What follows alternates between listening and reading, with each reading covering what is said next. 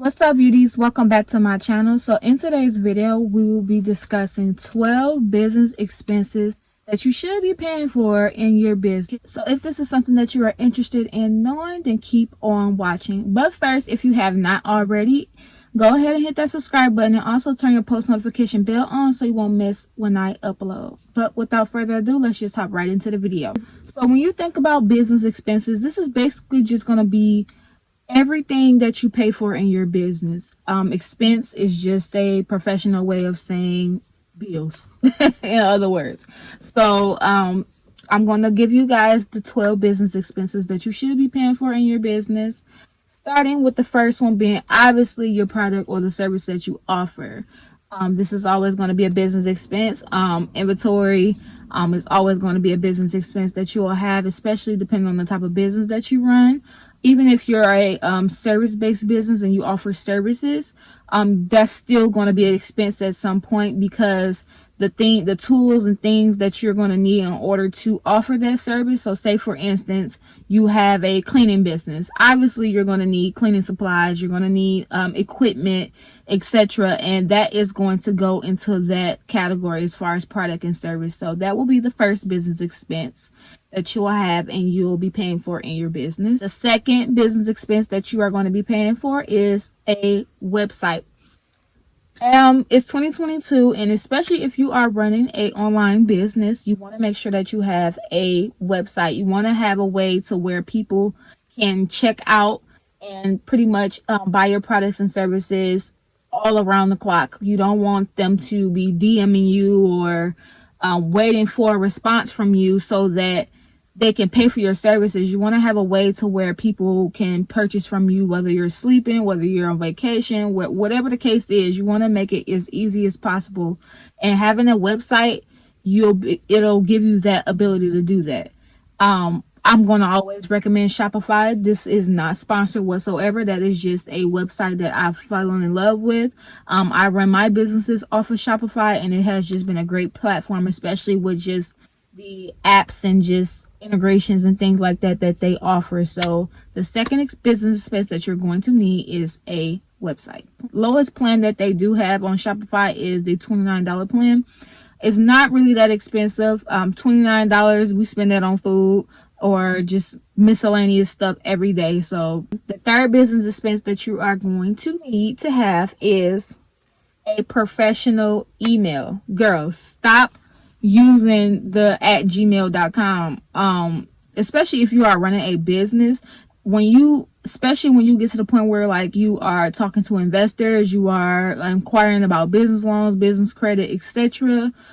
They are going to want to see a professional business email, and you can literally go to G Suite, which is Google's version of their business side of the emailers. And you can get you a business email for as low as $6 a month, sis. Like, it is no excuses. You need to have a business email, making sure that you have a specific way for your customers or people to contact you in a professional way. You don't want them to be contacting bubblicious@gmail.com. Like, no, sis. You want to make sure that everything is legit, everything is ran the right way, and having a professional email is the way to go. Fourth thing that you need to have paying for as a business expense is going to be your business address. Sis, do not use your home address as your business address. When you go into listing your address and getting your foundation right with your business, whether you're structuring your business as an LLC or whatever the case is, any documents that you are putting a business address on, it needs to be a professional business address. Do not put your home address on it, especially when you are structuring your business as far as an LLC or however you're going to structure it. Do not put your home address on there. That is a public document. Anybody can go on there and literally find out where you stay at. If you're going to be listing this on your Shopify, when you print out invoices to people or just period, when you're when that notification goes to them that items have shipped, if they need to send anything back, that means that everyone has your address, your home address. Where else are they going to send it to? So you have two options that you can go with as far as like getting a business address. You can either, actually three to be honest, but we're going two for the, because we're doing online businesses. I want to make sure that it's like online and keep it in that category. So the first route that you can go is you can go to ipostal1.com, and they do give you a online a virtual business address that you can use, and it's legit to use as your business address. And they do give you the ability, so they partner up with like local stores, like a, you've seen like a local printing shop where they do like, you can send your mail there, do printing, get stickers, things like that. They partner up with those type of companies, and what will happen is you basically use their address and like a suite as your business address. That way you don't have to have everything coming to your home. And also too, they have a way to where even when mail does get sent to that address, you can literally get it forwarded to your home address, so that way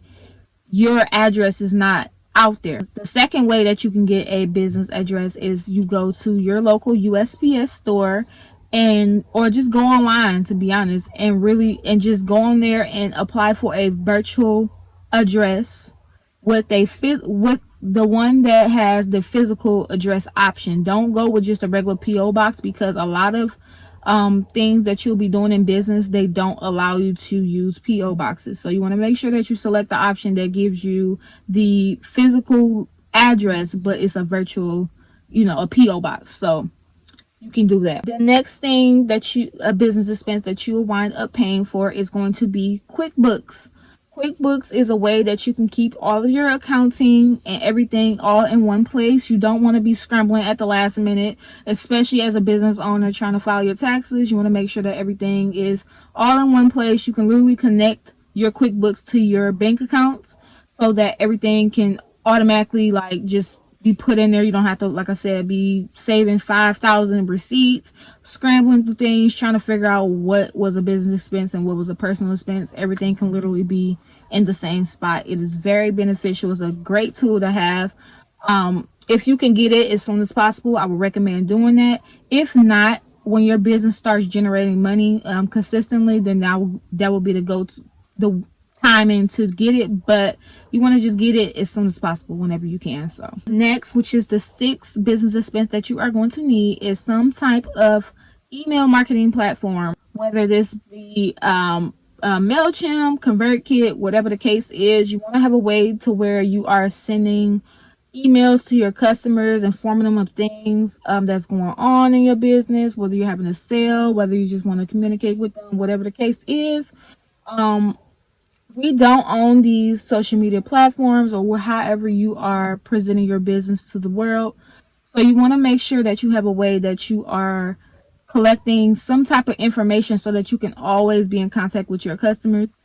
Email marketing is the way to go. ConvertKit is good. They start off at $29 a month, but if that is a little too steep for you, MailChimp also is a good option. They do have a free option up to 1,000 subscribers. Also too, Shopify also offers email marketing as well, and it is free up until a certain amount. I'm not too for certain. I've sent a couple emails through Shopify Mail a few times, and I didn't never reach the threshold of when you go over, you have to pay a certain amount if you send too many emails out within a certain duration. But those are a few good options. You do want to make sure that you have some type of email marketing platform that you're using so that you can always keep in contact with your customers. The seventh expense that you'll be having, and this is optional with this tip, is a text messaging marketing platform that you can use to get in contact with your customers. A lot of people sometimes don't really check their emails like that. We tend to keep our phones in our hands all day, every day. So having text messaging marketing in your business strategy and how you connect with your customers is so essential. You can literally say you're having a sale and you send an email out, and don't really too many people look at it like that. We literally stay on our phones all day long anyway. So if you were to send a text message out to your customers, 9 times out of 10, that open click-through rate will be way much higher than it would be for emailing.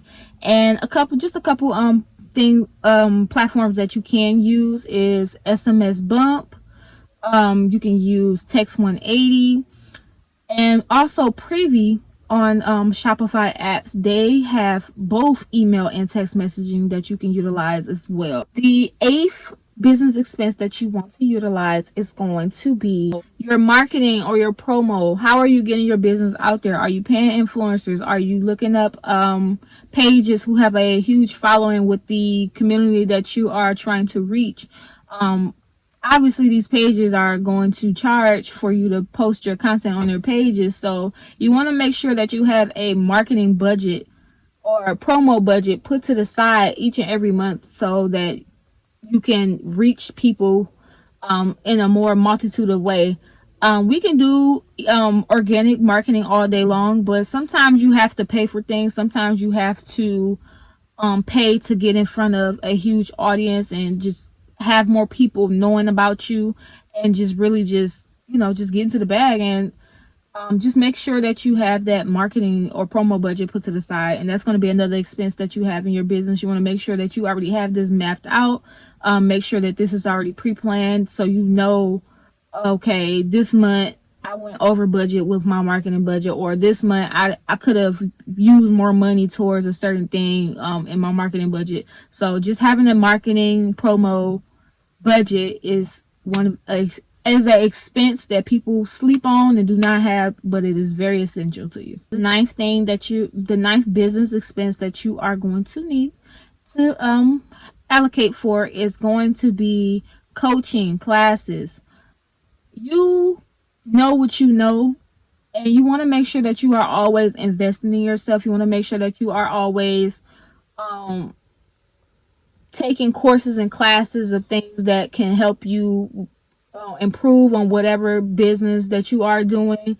You can never know enough information, and just really just making sure that you set aside a budget every month on how much you're going to spend on you investing in coaching, getting classes. If you want to go to like a business seminar or a brunch that that you're going to learn a lot of information from, you want to make sure that you allocate and put aside a budget for that so that you can calculate that in your expenses. The 10th expense that you are going to need to know about is going to be your business domain, which is your www.